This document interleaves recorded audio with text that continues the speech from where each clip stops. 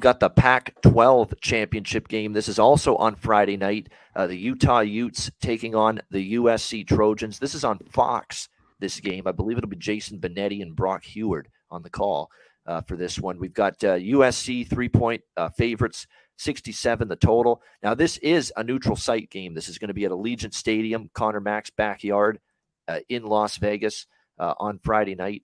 USC, by the way, opened a 1-point favorite, 3-point favorites now in this game.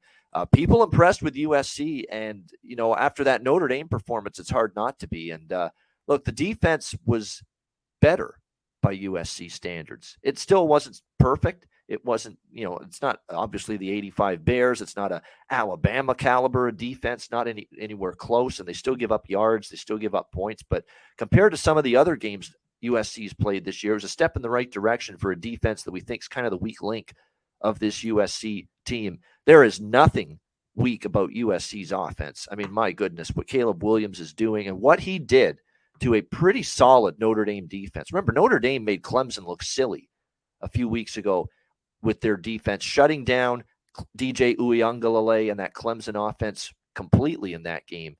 And that same defense was gashed pretty much from start to finish by Caleb Williams and the USC Trojans last week. It was very impressive, 38-27 win for USC.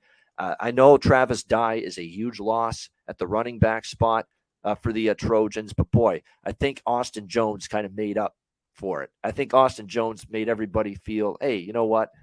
We're okay without Travis Dye, because he had 154 rushing yards in that game. He was absolutely spectacular running the football. We know they've got weapons upon weapons in terms of the passing game. Kyle Ford, Jordan Addison, the Biletnikoff winner who transferred from Pitt after last year, Mario Williams, Lake McCree, Taj Washington. I mean, they've just got a bunch of weapons here to work with on offense, and that's going to be the big challenge here for Utah going into this game. Utah beat USC in the regular season meeting earlier this year in Salt Lake City, 43-42. It was a great game. It was a shootout, obviously. Both teams combined for over 1,100 yards of offense in that game, with the 85 points scored, 43-42 Utah. Last year when they played at the Coliseum at USC, it was 42-26 for Utah in that game. Now, granted, that was a Utah team that was taking on a USC team that was, last year's team, new coach, of course, obviously a much better USC team this year. But Utah has matched up well 2 years in a row here with the USC Trojans head-to-head. And for that reason, I'm off the side.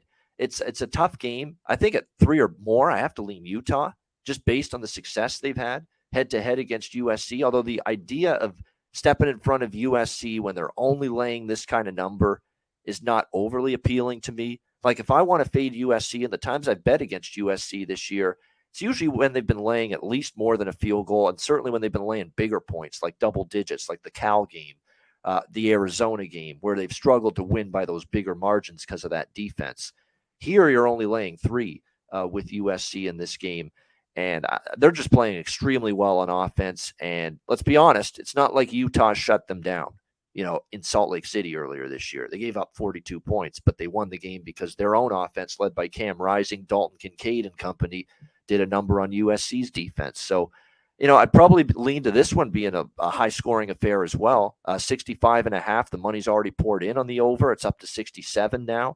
And like I said, the money's come in on USC. I get it. It's a dangerous team. They've got everything to play for here. Not only the Pac-12 championship, but maybe a spot in the college football playoff if they can win this game and look impressive in doing so. And they're going to have definitely, I think, a little motivation, extra incentive to not only win this game, but if they can punch a margin across here on Utah and win this by 7 or 10 or 14 and win going away, man, it would do a huge benefit to them and their college football playoff chances as well. So I think it's a tough game from a side perspective. Lean Utah, lean over early in the week. What do you think here, Conor? Utah, USC.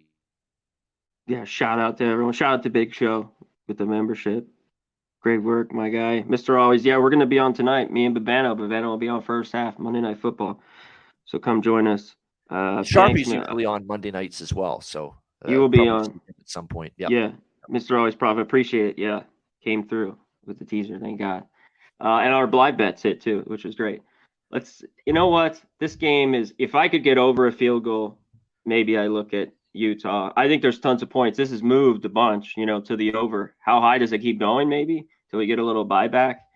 Yeah, I was impressed, especially that first quarter. Really, Notre Dame just seemed out of sorts, and then it seemed like they moved the ball after that. Man, this one is tough. The problem with Utah is, will Cam Rising be good? His interceptions this year have really hurt him. Whether it was the Oregon game, some of the picks late in games way back to Florida when they lost. So if he can be clean, I think they have a good shot of staying in this game. It could be close. I'm not rushing to go right against SC again, but if I get over a field goal, it might be a look. But I don't know if this moves more than this, right here at 3. But a little fly in the ointment, too, for Utah status of Jalen Glover, the running back. He's missed the last 2 games, lower body injury, and he's obviously been their top running back this year. That being said, it's not like Micah Bernard came in and was a slouch. He's very capable, in terms of running the football as well. I don't think it's that big of it's not like a deal breaker in terms of do we bet Utah or do we not bet Utah? But I think one thing that for me personally, because of the situation I am in, and probably why I won't end up betting Utah in this game, I've already got Utah futures to win the Pac-12. It's like, why add on to it? And I've got them at like plus 200, I think it is, to win the Pac-12. Why add on to that? Just let it ride, let it play out, and see how it goes, rather than just, I don't need to bet Utah here in this game. I've got Utah to win the Pac-12 from before the season, which I thought was dead, honestly. I thought that was dead weeks ago. Everything worked out. Yep. Everything worked out. They got everything they needed on Saturday. They needed Oregon State to beat Oregon in the Civil War.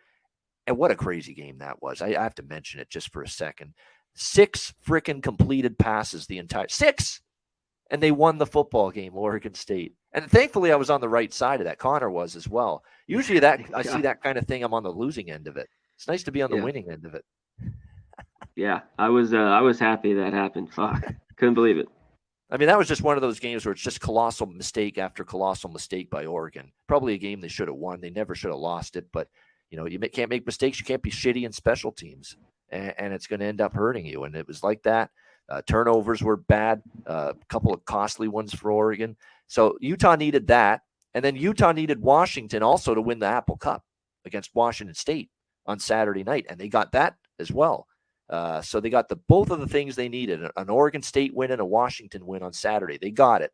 And that is why they and not Oregon are here in the Pac-12 championship game on Friday night.